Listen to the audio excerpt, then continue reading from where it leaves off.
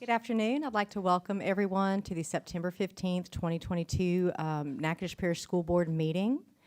And if we can all stand. I have asked Reverend Harris to do the prayer and Mr. Benefield to do the pledge. Let us pray. Gracious Father, we come now. We ask for your gathering with us on this evening. We ask that you would cause us to be amicable in our discourse, Lord, as we discuss things that will better our children and our system. We just ask all of these blessings in Jesus' name. Amen and amen. I pledge allegiance to the flag of the United States of America and to the republic for which it stands, one nation, under God, indivisible, with liberty and justice for all. All right, thank you, Ms. Revels. Roll call.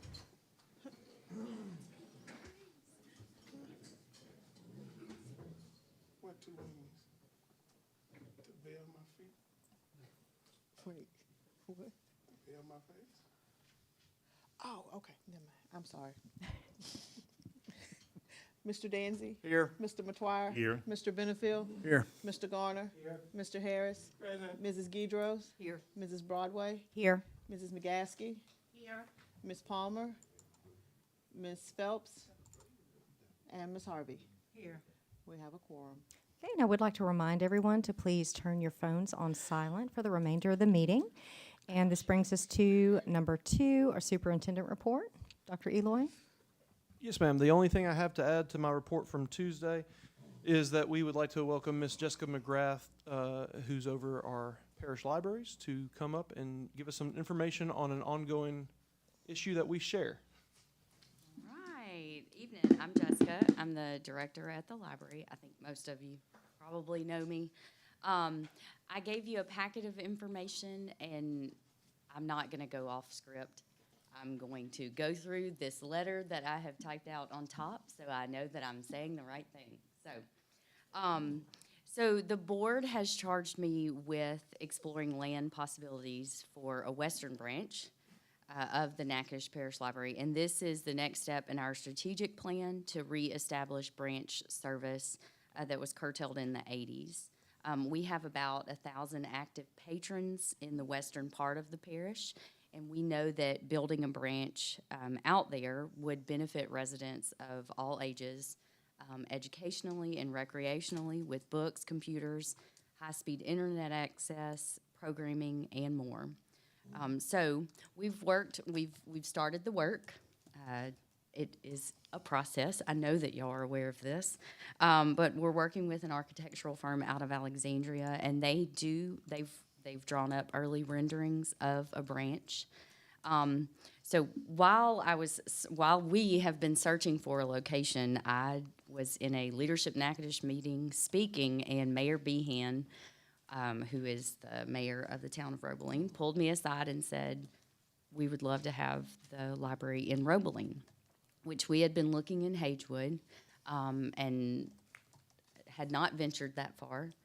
So when he approached me, we started talking, and he came back a little while later and said that they would love to transfer ownership of the old Roebeling school property from the town of Roebeling to the parish of Natchitoches.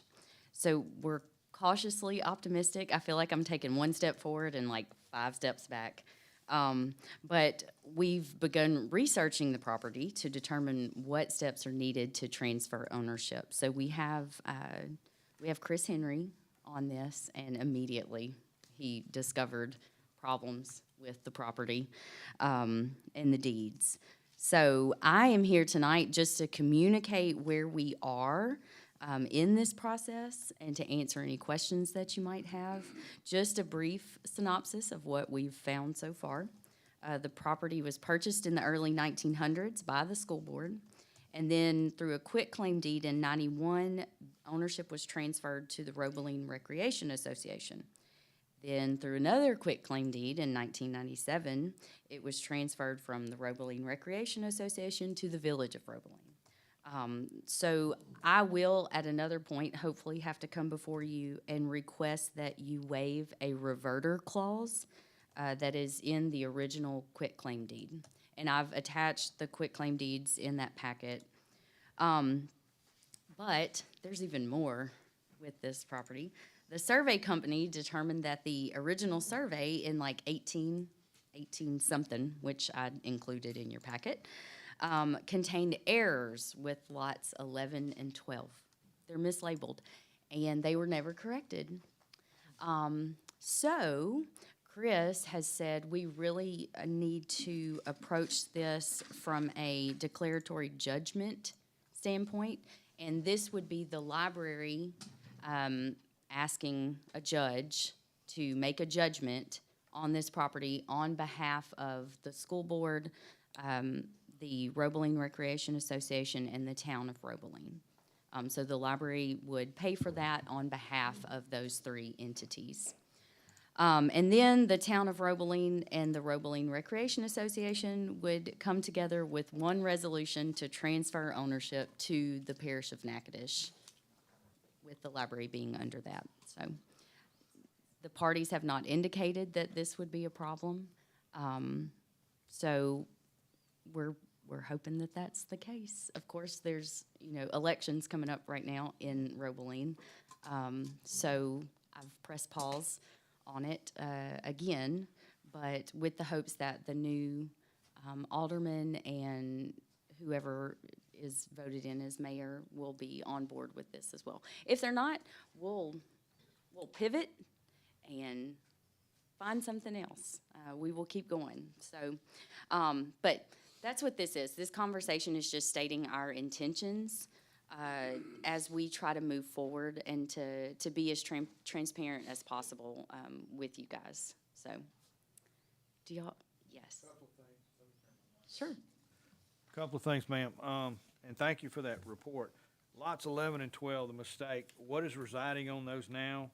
And is there active ownership in those lots? Is there something that would create a problem, or is it just vacant? And the next thing is, when would you like us to consider action on your Okay. resolution? So first question, lots 11 and 12.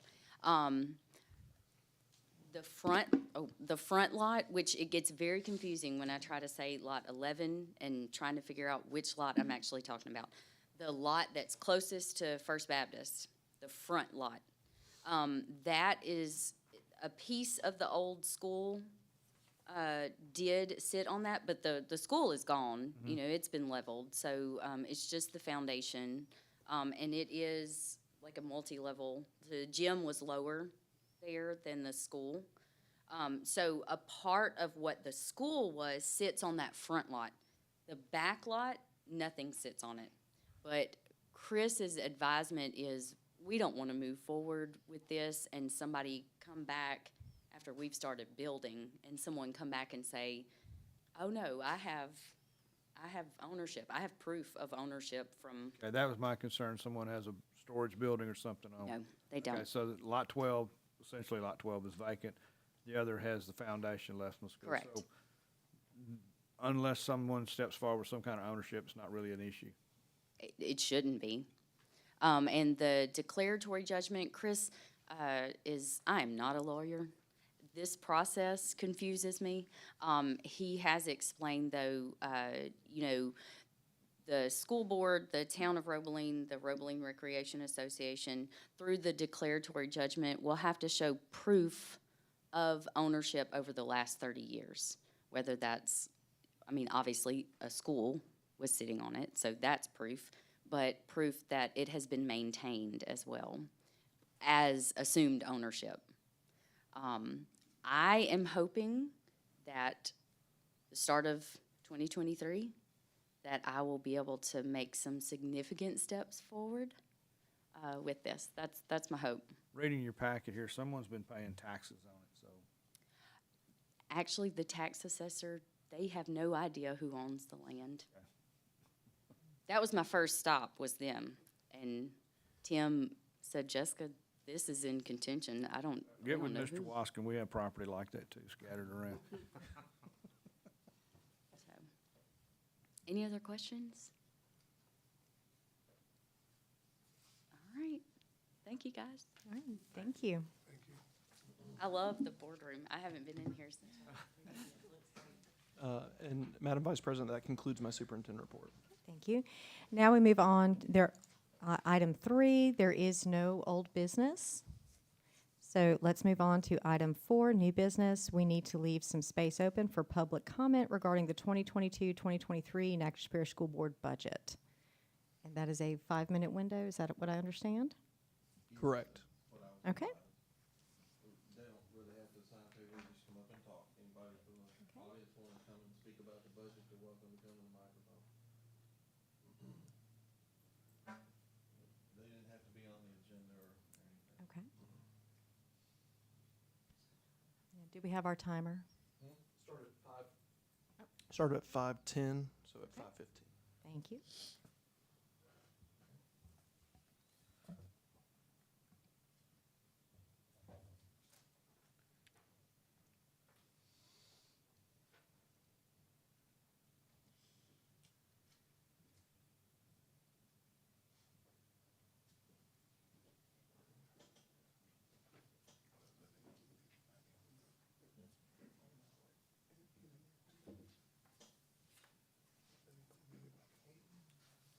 Internet? Yes, sir, that does include anyone over the internet who submits any questions. So Mr. Nick is monitoring that. Okay, Thank you for that reminder. thank you.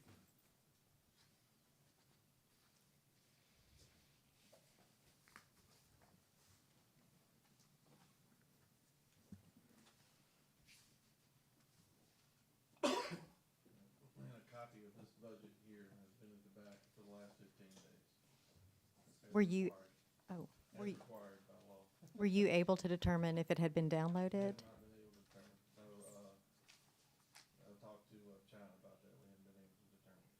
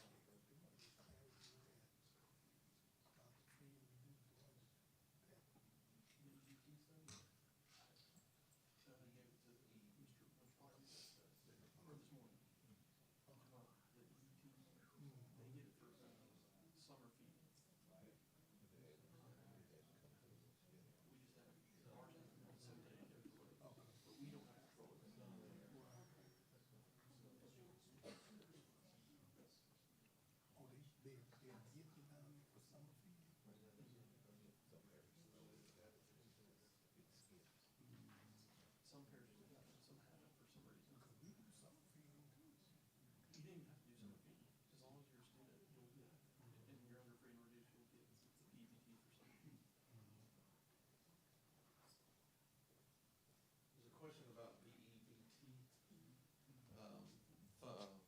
monies, but that's nothing to do with the budget. I can answer that question after we get through this. Thank you.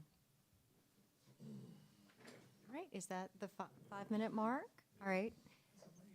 So, no commentary. Mr. Wascom, I do want to say I appreciate you and your team's efforts to go above and beyond with transparency with this. I know that you said that you've had it printed out and available for people for the past 2 weeks, as well as having it uploaded on the website, and we do appreciate that very much.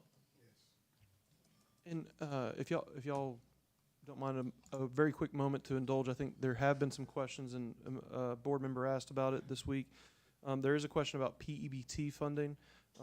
What I've been told by our data department is that there is another payment coming out to those who are free and reduced lunch for summer feedings. We at the district do not have control over that. The DCFS takes our data and then interprets that to then produce the funding for that. So we are not aware when that will occur. We have heard statewide that it is happening in some parishes, and in many parishes it has not occurred yet. So we are at the, I guess, mercy of that other department to send that out, but we do expect that to happen in the next few weeks. That brings us to item 4B, adoption of the 2022-2023 budget. And we need a motion. Need a motion? I move we adopt the 20. I'll second it.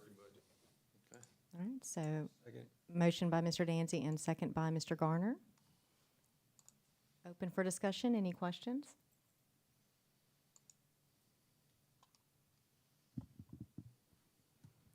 All right, roll call vote then. Mr. Danzy? Yes. Mr. Matoir? Yes. Mr. Benefiel? Yes. Mr. Garner? Yes. Mr. Harris? Yes. Mrs. Guidros? Mrs. Broadway? Yes. Mrs. McGaskey? Yes. Ms. Palmer? Yes. And Ms. Harvey? Yes. Motion passed. Okay, item 4C, superintendent evaluation, scheduled for December, or tentatively scheduled for December 2022, and that was by Ms. Phelps and myself. I'll make a motion, or may I have a motion? That shows as a discussion item, I believe. Yeah. Unless there is a motion to do it. Yeah. Any further discussion? Okay, so then since it's a discussion item, there is no discussion, we'll move on to item 4D. Okay. I'm sorry. Well, I think we had a discussion about dates. One, some of us talked about October, and others talked about December. I will say where I think I stand on it is that we have all the data, more than likely the later, which would be in the December. So I think it would be wise of us to do the evaluation once we have all the data, which would be around that December timeline. And Pastor Harris, just as a caveat to that, if I receive the data prior to that, y'all will be informed, and if y'all want to pivot at that point, Right. or if you're able to pivot at that point, based on the date we receive it, then you'll know. Thank you. And I do want to remind everyone that as we're building the rubric for the evaluation, if you have anything that you would like to add, you're welcome to email me. All right. Let's move on to item 4D, policy committee update. That was shared with everyone on Tuesday. And 4E was also addressed Tuesday. So let's move on to the consent agenda. I will offer. Second. All right, thank you. That was an offer by Reverend Harris and a second by Ms. Guidros.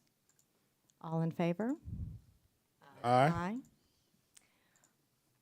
right, let's move down to informational reports. And do we have anything additional?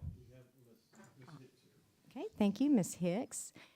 She'll be providing item 6E, the child nutrition updates.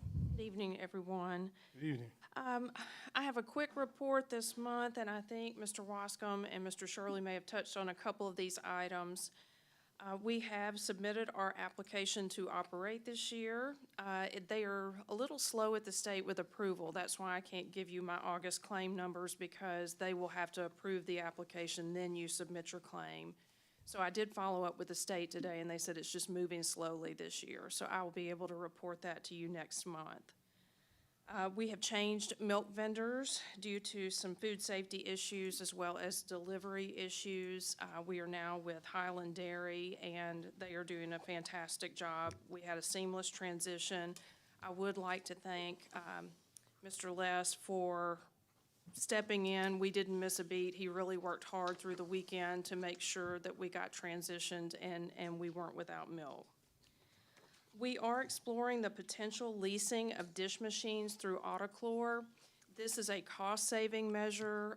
We are not seeing really any relief in pricing on paper goods. And not all of our schools have a place for a dish machine, but most do. So I will be coming back to you next month with some numbers. One thing I did want to share is we would be able to piggyback on a bid that is already in place with Calcasieu Parish. There are 10 parishes that participate with them, and that's a contract for 3 years. Autoclore is a very reputable vendor. We work with them with some of our chemicals, and I think it's something that would be really, really beneficial to us right now with prices being what they are. So I'll come back next month and give you a cost analysis and let you decide if that's something you would give us approval to do. Is that something that has to be put out for bids, or can you? It doesn't, because you can do something called piggybacking if the parish is amenable to it, and they were. I've called Calcasieu and talked to them, and like I said, there are 10 other parishes that go in on this bid with them. So if it exists, you're welcome, and I checked with the state to make sure it was all legal and okay, and they said, sure. So we know exactly how the pricing would work because it exists already. So that's really all I have, unless you guys have questions for me. Thank you. Thank you. Thank you. Okay. If there are no other updates in our informational reports, I'm going to turn it over to Mr. Russ Danzy for item 7, Finance, Facilities, Service, and Insurance. Item 7A, winning bid for the new IT truck, and I'll offer that. I'll second. Okay, this is Calvin Braxton Ford. I'm recommending his bid, the only bid we got, $44,406.52. And it is a good truck at a good price. Sure is. For an F-250 in a commercial grade, yeah. It is. You don't have to do this with the windows. You can actually. Oh, wow. It's a good price. I knew it was a good price. Mm-hmm. Okay, is there any more discussion? Then roll call vote, please.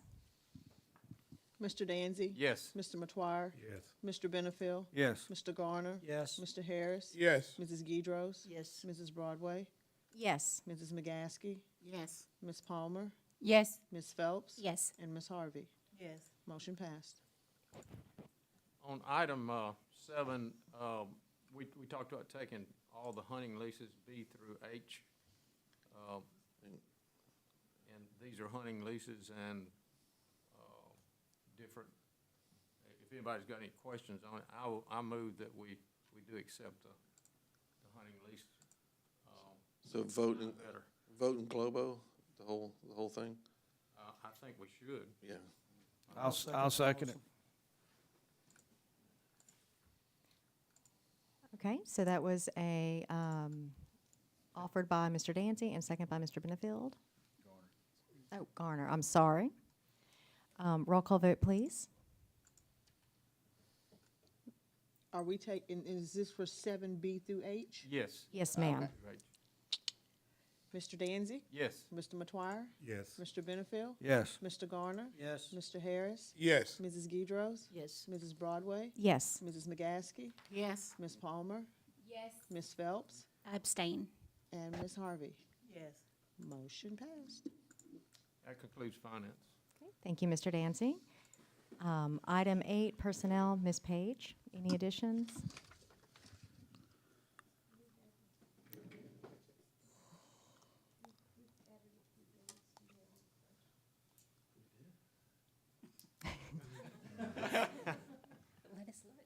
It's on there?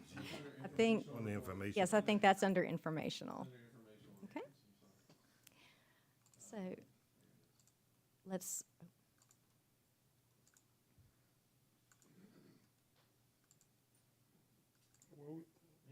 Where's the one? Yeah.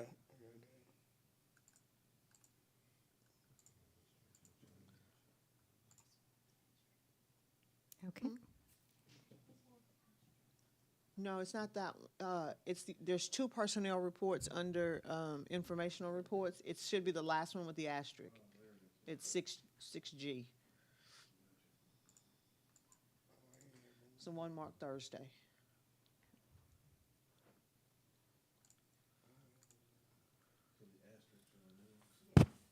Yes, the asterisks indicate what was added after the committee meeting. Oh, yes.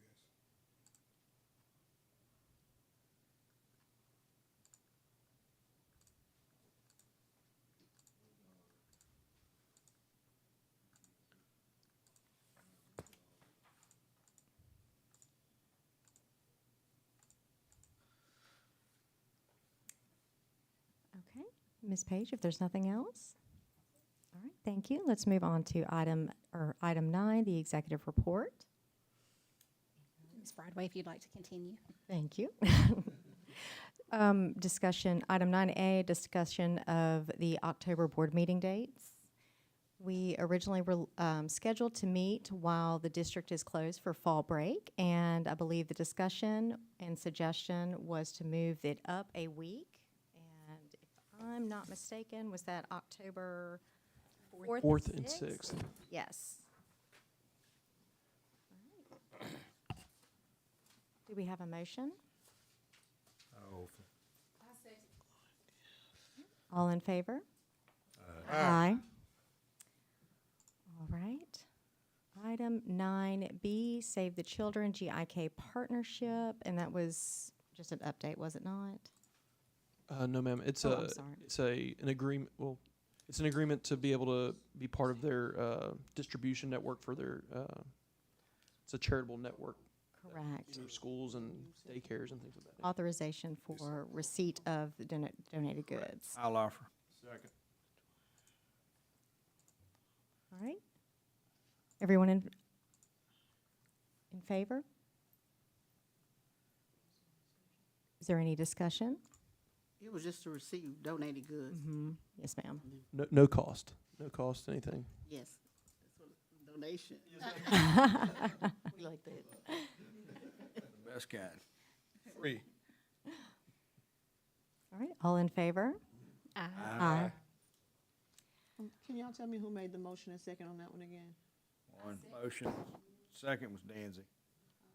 Second was. I made the motion, Danzy Motion. made second. Second it. And then Danzy. Okay, sorry, I'm trying to get caught up from the hunting leases. I didn't know we were taking them It's all in okay. one. I could have grouped it differently, but, okay, now I'm caught up. Item 9C, Facility Usage Policy Discussion. Mr. Matoyer. I see it's all on our tablet, and I think, Dr. Eloy said he was gonna get with the attorneys to see if any more, and it would just table it till next month, and where we can recross it, And we can. I'm sorry, Ms. Murtaugh. and that we, just reading cross it, what they're saying, that what we should be using, letting it be used. I guess we need to let the principals and all that know that it's not supposed to be used for somebody making money at it. Yes, sir. So we have a principals meeting, I believe September 28th or 26th. I'm not sure because I'm thinking between those dates. But I'll reiterate that at the principals meeting. But then also in the interim, I think that would, if the board wants to look at changing this policy, this would be a perfect policy to also discuss with Dr. Pope in that maybe that first policy committee meeting. So. 'Cause some of the stuff that's going on at these schools, you know, if they not carrying insurance, and even if they carrying insurance, if something happen, we know who they coming after, and sometimes we don't know what's going on at these schools. All right. Thank you. Item 9D, discussion of hunting lease oversight. Mr. Benefield. Yes, ma'am.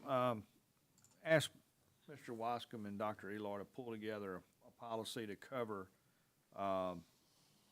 not only the contractual agreement, but what is allowed and not allowed for these hunting leases, and needs to be present at the time we award these contracts. Mr. Wascom has sent out an email to all the board members with a very comprehensive contract agreement.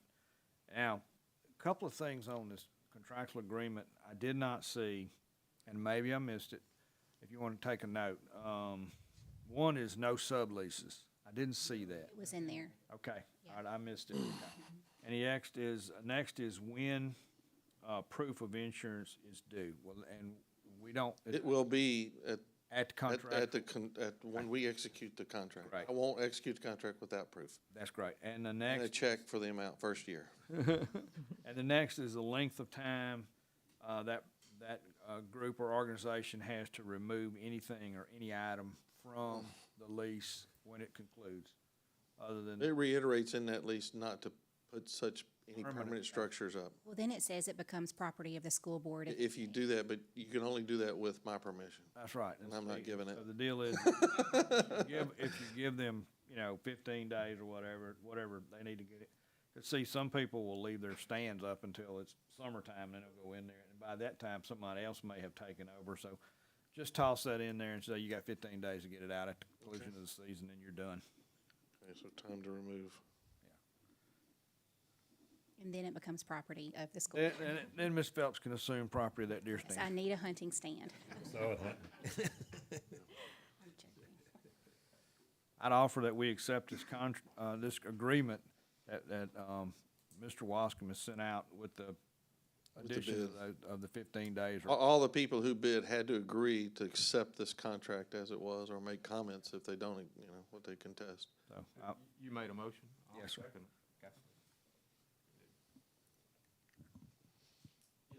I need that motion. It was listed as a Need the motion discussion to- item, so I'm gonna have to go in and edit. So could you state that motion for me, please? To Mr. accept the Winifred? hunting lease contract provided by Mr. Wascom to the Niagara School Board. Did we already have one, and this was to modify it, or, We had one, so if we had one, this should be modified, Prove it with the edit that he's added. right? I scrapped the old one, got a new one with Mr. Begeist, then modified it, and then had Mr. Stamey oversight it, had two attorneys from get their different opinions. I think this is a very thorough, I So- just wasn't happy with the simplicity of the last one. Just with the addition that Mr. Benefield offered, yeah. Yeah, The modified version, or the updated lease, yeah. updated. Newly updated.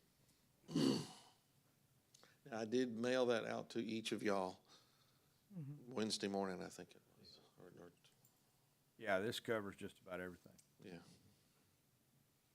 So a motion to accept the newly updated hunting lease contract? Is that your motion? Sounds good, ma'am. Yes, ma'am. And did we have I'm sorry, did we have a second? Yes. Mr. Daniels. All right, all in favor? Aye. Okay, item 9E, MOU between the NPSB and NRMC. Dr. Eloy? Does there need to be a motion? for- Yes, we need a motion before we can discuss. I'll offer. second. We have a motion and a second. Okay, so just to give y'all a heads up, and I apologize, I didn't mention this Tuesday. It was just, I forgot, because we had, if you recall, we had tabled this last month, and so I forgot until yesterday to put this back on there.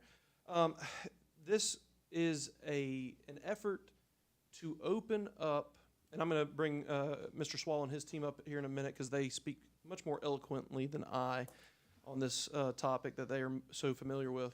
But this is an initiative to open up care, medical care, to communities that are typically underserved communities. In our district, we currently have 7 schools that have no access to a traditional clinic, medical clinic. So this is an ability to do this. There have been some misunderstandings, and I take full ownership of any lack of communication because we can always strive to do better on that. Some things I'll tell you is this is being funded completely with ESSER 2 and 3 money combined.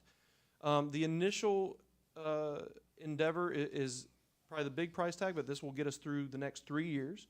And then the maintenance and upkeep of this system will be much less moving forward after the initial endeavor.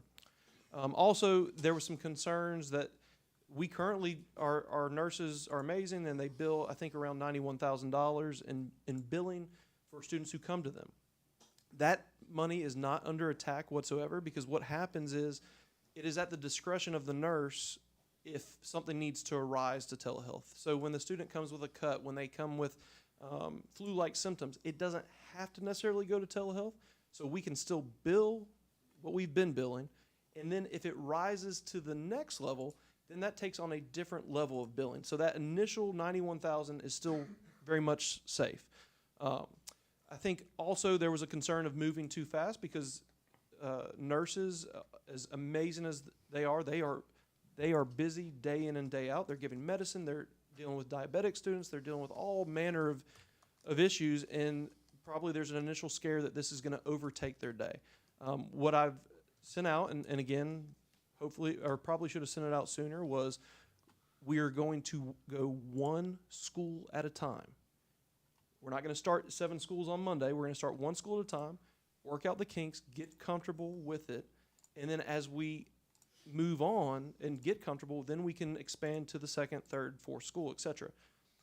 We're also going to guarantee that we have enough qualified and trained staff on duty, so this does not fall on one individual, whether it be a nurse or a principal, so that it's a team effort. And that'll look different at different schools because, for instance, East and Weaver are probably going to have more clientele than a smaller school like Goldana. So there's that.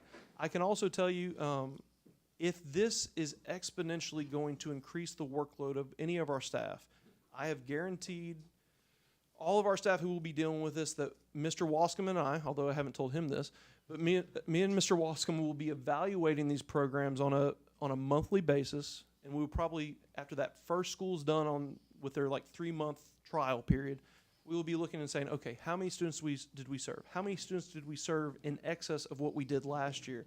And I hope everyone at this point realizes that we are pro-employee, and if we see an exponential rise in what their workload is, then we will be the first people who come to y'all as a board and say, hey, we miscalculated a little bit. We just doubled the workload of some people. We need to come to the table and address compensation for them. But all in all, are there things to be worked out? Of course there are. But this is going to be a process, and I can tell you this is going to be a 22-23 school year process. But this, first and foremost, is about expanding opportunity for access to health care for communities that don't have it. And I can tell you this piece, and I tell my folks this all the time. Is this perfect? No, it's not. But do not let perfect be the enemy of progress. So without any other addition. Oh, yes, ma'am. I don't know, maybe they can answer better than you can, but how is it supposed to work? When a student comes down and they're sick and they go to the nurse. So I would love for them. Yes, ma'am. I would love for the medical folks to answer that because they are better at that than I. Mr. Harris. Yes. You answered one question about going to school by school and taking our time, and I know that's important. I'm not sure where we're going to start at, but, that's important. So what happened is our head nurse, Nurse Phillips, who's been, she is very quick to tell me where there are issues because I'm not a nurse. And she came to us and she had a list of concerns that our staff had. First thing I did, I went to Mr. Matushka and Mr. Lance, and I said, can we address every single one of these? And I can tell you what NRMC has said is they are dedicated and committed to addressing every one of those concerns to where, we want this. They're not making money off this. They're a nonprofit. They're trying to expand healthcare. And we know our nurses and our staff they are the ones who are going to make this successful. And so, And I have gotten calls, and I know that Kurt will answer all those Just real things. quick though, One more. yeah, did you know what school will start first though? Because I think that's what he was asking is, yes, I believe Magnet. Correct. Magnet. Okay. Well, the second thing, we're funding this through ESSER and ESSER ESSER 2 and 3. 3.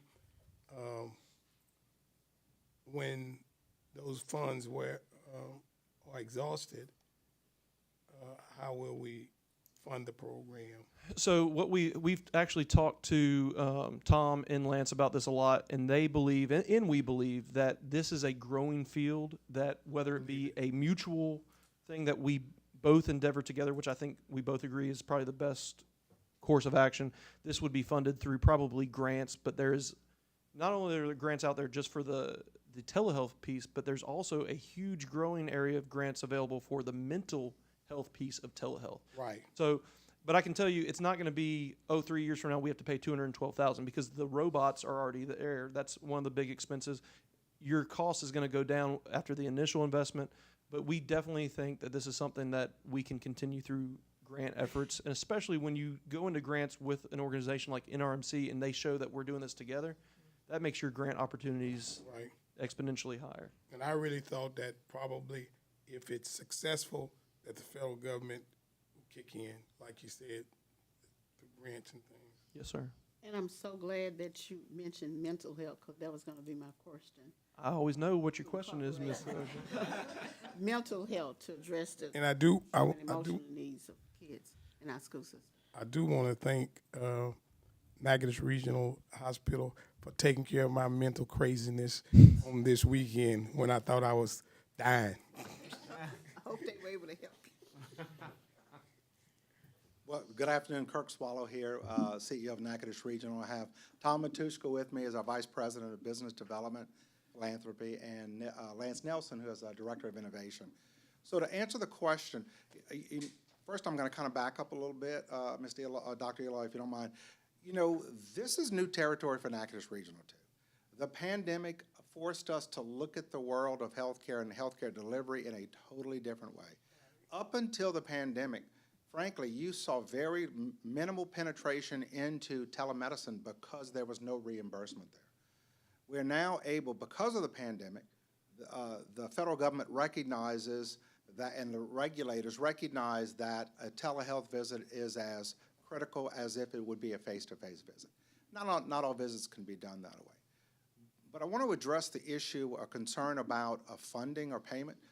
Irregardless of what the school does and how they bill for services, nurse visits, it's totally separate from in the event the school nurse would recognize or feels a need to have a telehealth visit. You can bill for both services on the same day if that were to be the case. So those are two disparate levels of service altogether, a nurse visit and then to a mid-level or to a physician. So that's really not an issue there whatsoever. The process is really pretty easy. In the event the school nurse chooses that says this needs a higher level of care, this is an opportunity to address, and as you said, Dr. Eli, our most vulnerable populations.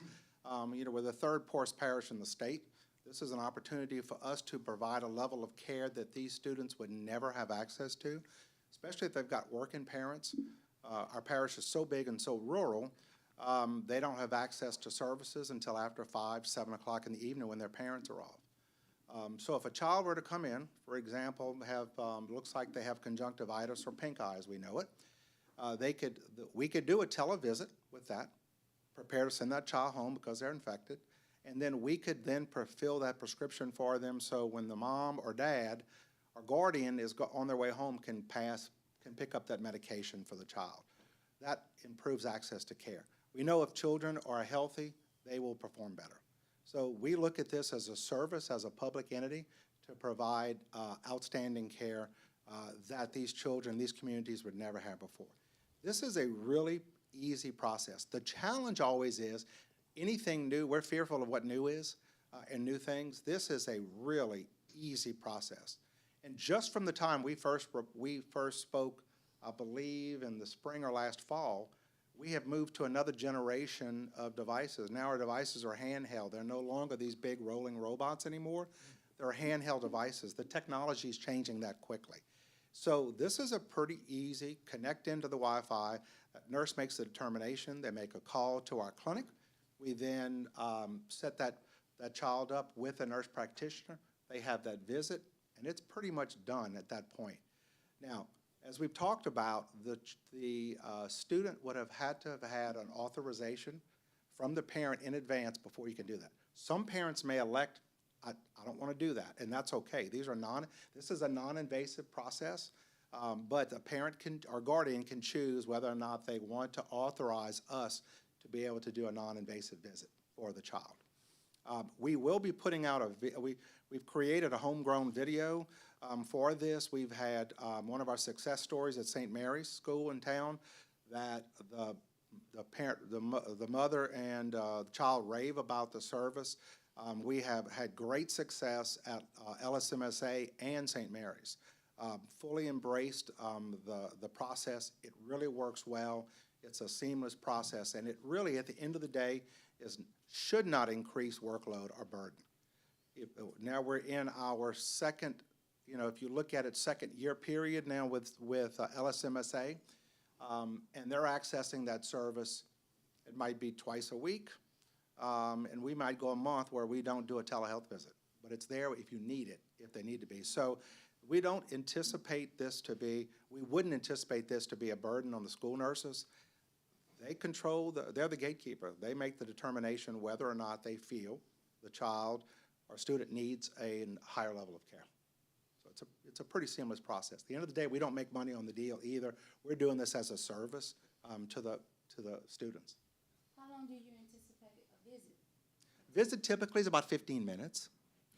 That's about as long as they're, sometimes a few minutes longer if they would need to do, if the nurse practitioner would recommend we do a flu test, a flu test or maybe a COVID rapid test.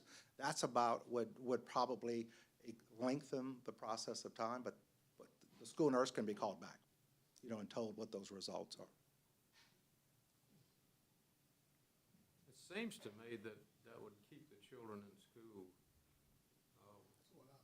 So, Mr. Danzy, I can tell you, I did my dissertation with a gentleman who started this about 5 or 6 years ago in Lafayette Parish, and he did a study on it.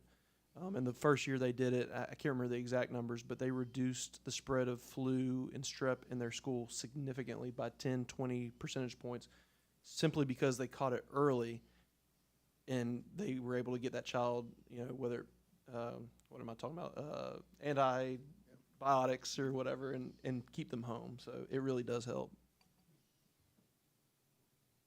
So the school nurse will make the initial evaluation to determine whether the child needs some further medical assistance or services.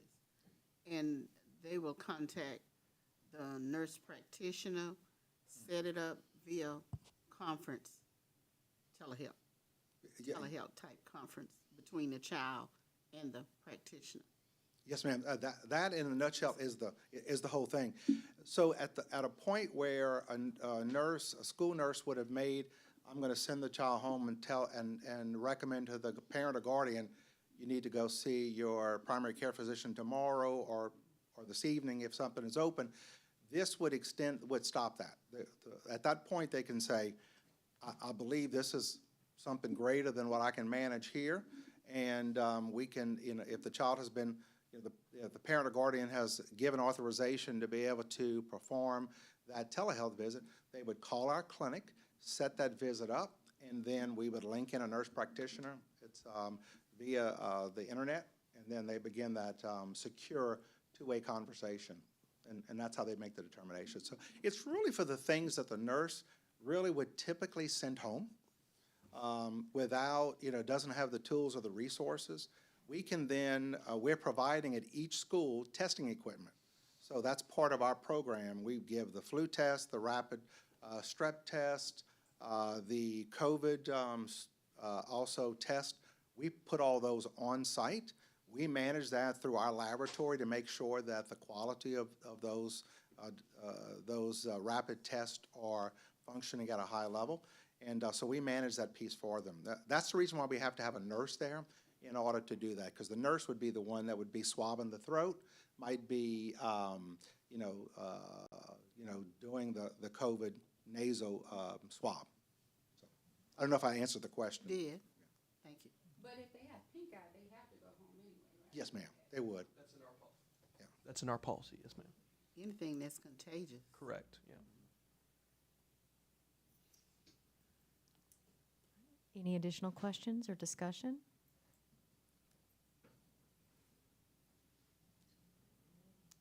Thank you. Thank you. All right. All in favor? Aye. Aye. All right, that concludes the executive report. I move we adjourn. You waiting on me, huh?